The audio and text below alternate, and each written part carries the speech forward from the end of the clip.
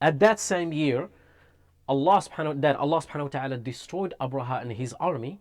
Allah subhanahu wa ta'ala sent light to mankind as mercy. Muhammad alayhi as-salatu was-salam. He was born in that year. He was born a few months after this event of the elephant. And that's why Muhammad alayhi salatu was-salam was born in the year of the elephant. Now, I want to go back to Yemen. What happened to Yemen after Abraham?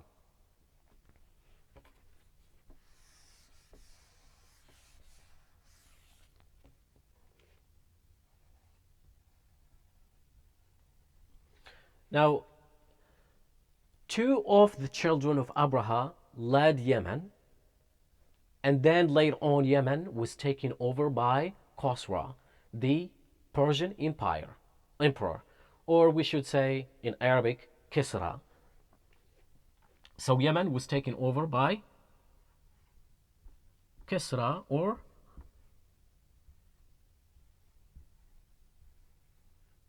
Khosra, the Persian emperor. At the time of the Prophet Muhammad والسلام, Khosra was alive at that time, and he heard of the Prophet Muhammad والسلام, because the Prophet Muhammad والسلام, sent him a messenger in the year of what we call the Hudaybiyah Treaty. The Hudaybiyah Treaty, as the Prophet Muhammad والسلام, used to send messengers to other leaders, kings, and emperors around the Arabian Peninsula. So the Prophet Muhammad, peace be upon him, sent a messenger to Kisra or Khosra, the Persian emperor. One thing you have to understand about Kisra or Khosra, he was a very ruthless and arrogant emperor. And he told the messenger of the Prophet Muhammad والسلام, if the messengers are to be killed, I would have killed you.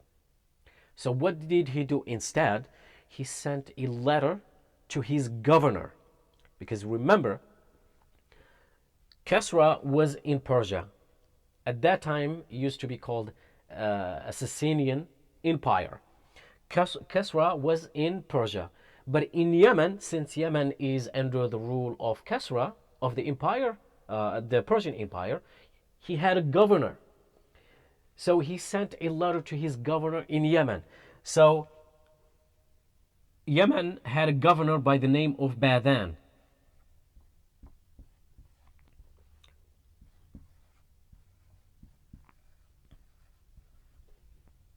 You follow me so far? So he sent a letter to his governor in Yemen. His name is Badan, who was assigned by Khosra, the Persian emperor in Yemen. So Kisra instructed Badan, the governor, to send only two men, no more, no less, to grab Muhammad والسلام, and bring him to the Persian emperor to Persia. When those two men came to the Prophet Muhammad والسلام, they said, our Lord, the Persian Emperor Kisra or Khosra, demands that you come to him right now, either by force or by submission. In a very wise, quiet, and peaceful manner, the Prophet Muhammad والسلام, said, come back to me tomorrow. They said, okay, as long as you're willing to come with us, we'll wait. Subhanallah, the next day, the Prophet Muhammad والسلام, told them, go back to where you came from, because my Lord has destroyed your Lord. And subhanallah, that same night, Allah subhanahu wa ta'ala, the Almighty, by his destiny, by his will, made the son of Kisra, the son of the Persian emperor Kisra, kill his own father. And the entire Persian empire was in disorder, that bringing Muhammad والسلام, was not a priority to them anymore. So the son of Kisra killed his own father. What's more amazing is that for such news to come from Persia to Mecca or Yemen, they would need at least 2 months, because they used to send horses and camels to deliver news. As you all aware, Yemen is south of Saudi Arabia. Yemen is south of Saudi Arabia. Persia is northeast which means that they would have to cross to Iraq and all the way to Saudi Arabia. It takes about 2 months on a horse to bring the news. So when those two men went back to Badan, the governor of the Persian Emperor in Yemen, and told him what the Prophet Muhammad ﷺ have said, Badan was just amazed. He said, let us wait for a few months to see what happens. After a few months, the news came to Badan, the governor of the Persian Emperor in Yemen. The news came all the way from Persia, from Iran at that time, that his emperor, Kisra, was killed by his own son. Badan was amazed. He said, no doubt, Muhammad alayhi salatu wasalam is a prophet of Allah subhanahu wa ta'ala. And Badan became a Muslim and sent a letter to the Prophet Muhammad alayhi salatu wasalam. And in return, the Prophet Muhammad, peace be upon him, endorsed his leadership over the people of Yemen, as Muhammad alayhi salatu wasalam used to do at that time. So now Badan became a Muslim over the people of Yemen. So this is what happened to Yemen after Abraha. Abraha's children took over Yemen. Yemen became under the Persian Emperor Kisra until the time of the Prophet Muhammad ﷺ, where the Persian governor Badan became a Muslim. Now, we'll go back to the Prophet Muhammad ﷺ.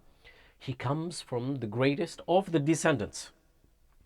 As the Prophet Muhammad ﷺ said, I come from the greatest of the descendants. Allah subhanahu wa ta'ala created people and made them into two parts. Allah subhanahu wa ta'ala created people and made them into two parts. He made Ismail alayhi salam as one part.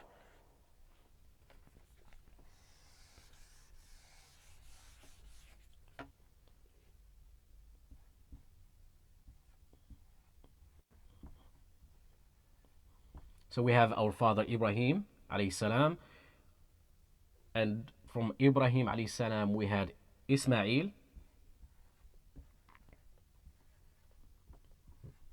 and also we have Iḥyāqq or Isaac.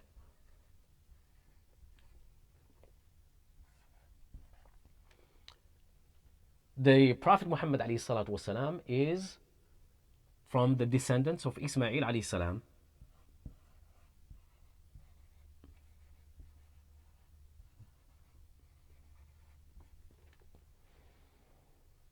Yeah, from Ismail. So as we were saying, he made Ismail alayhi salam as one part. From Ismail he made Quraysh as the best part from Quraysh. He made Hashim, which is the grandfather of the Prophet Muhammad alayhi salatu wasalam. And the Prophet Muhammad alayhi salatu wasalam said, and I am one of the descendants of Hashim. So now, the Prophet Muhammad alayhi salatu wasalam comes from the descendants of Ismail alayhi salam. The Prophet Muhammad alayhi salatu wasalam's father, his name is Abdullah.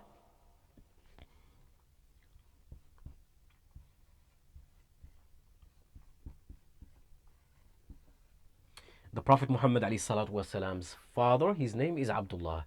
And Abdullah is one of the 10 children of Abdul Muttalib.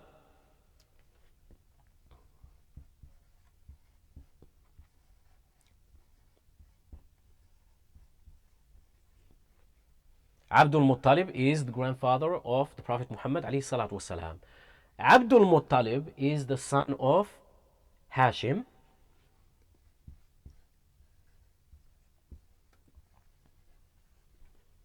Is the son of Hashim.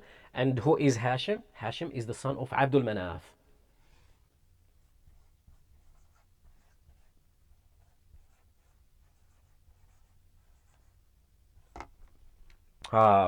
So we said that the Prophet Muhammad ﷺ comes from the descendants of Ismail, and of course from Ibrahim alayhi salam. And the Prophet Muhammad ﷺ's father is Abdullah. His grandfather is Abdul Muttalib. His great grandfather is Hashim. His great great grandfather is Abdul Manaf.